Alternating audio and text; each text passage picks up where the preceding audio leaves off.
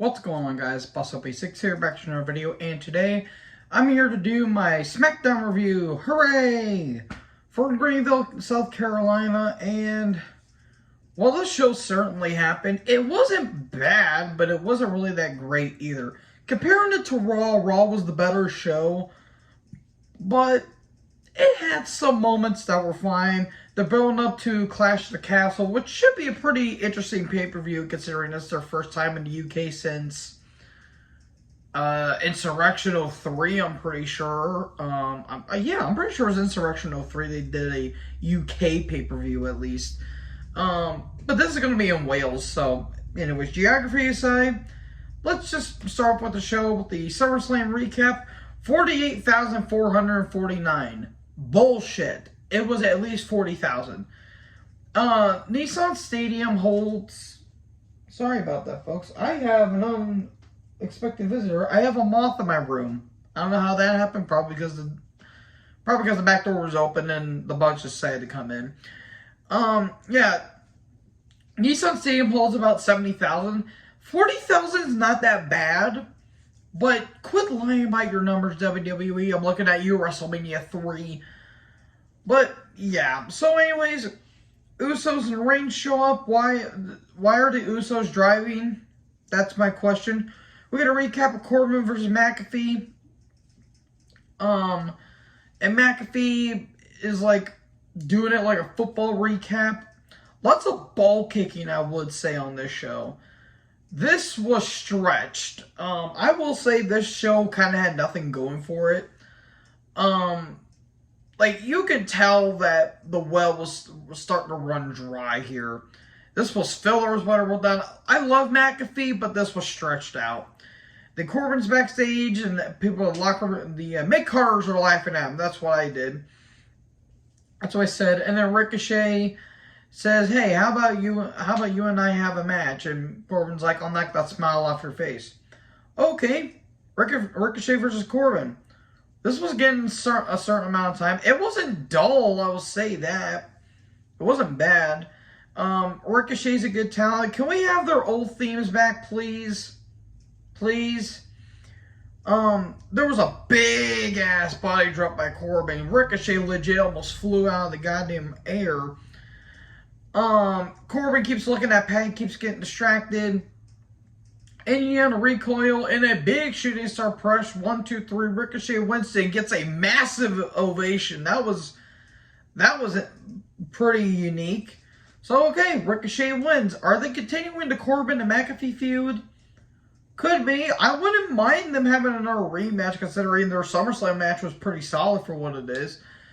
Pat Ricochet then throw a football. Pat signs it, kicks it in the crowd. Okay, McAfee was having a blast on this show, by the way. Zayn is backstage. I think he's still dealing with the shoulder injury, so he's kind of recuperating from it. I hope he's doing okay. Along with Kevin Owens, too. I think Owens is injured, but when they get back, I think Triple H has some ideas for him. And the Usos show up, and Zayn says he wants to congratulate Roman on being the last man standing, and Uso says, "Nah, you'll have to have a phone call from us," and shoot us a text and all that stuff. And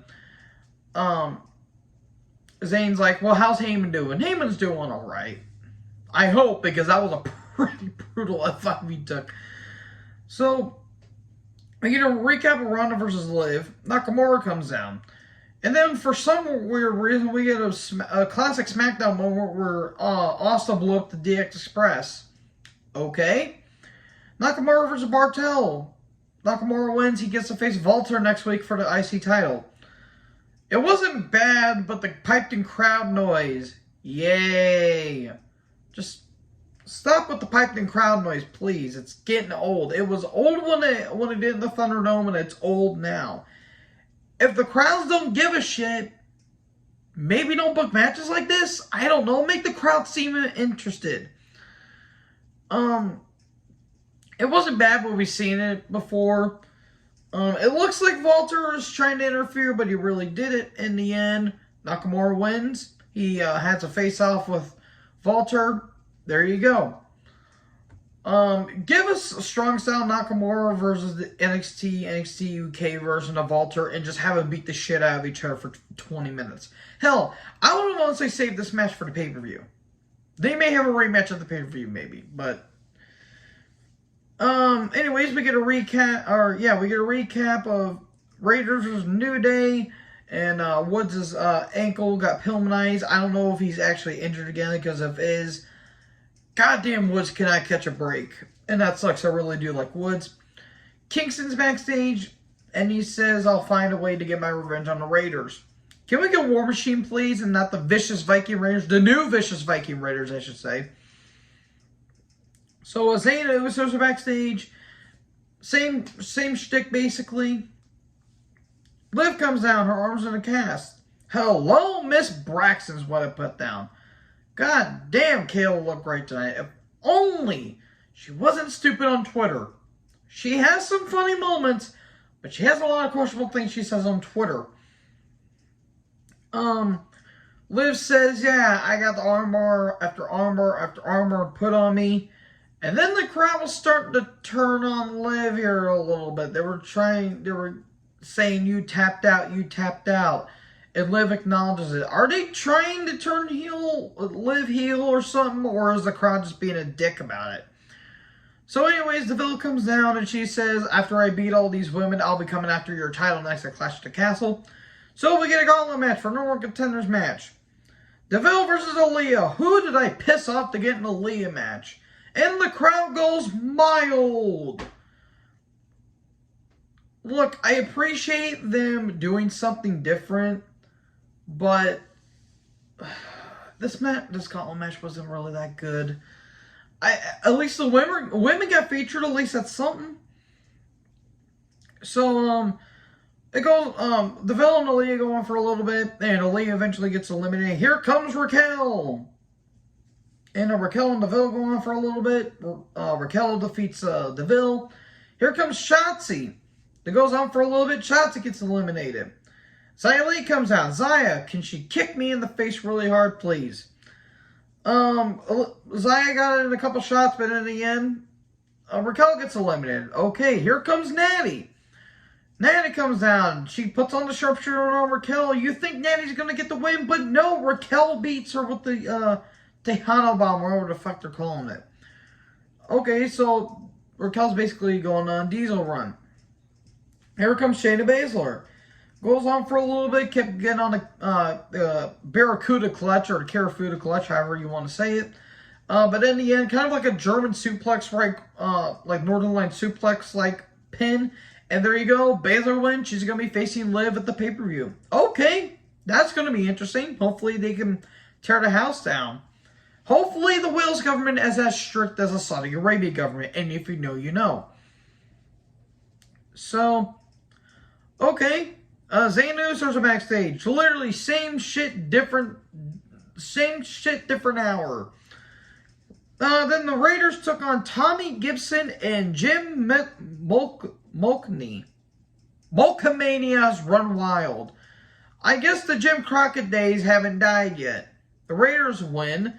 Then Kofi attacks him with the cane. Then we cut the break. And then Eric took on Kofi.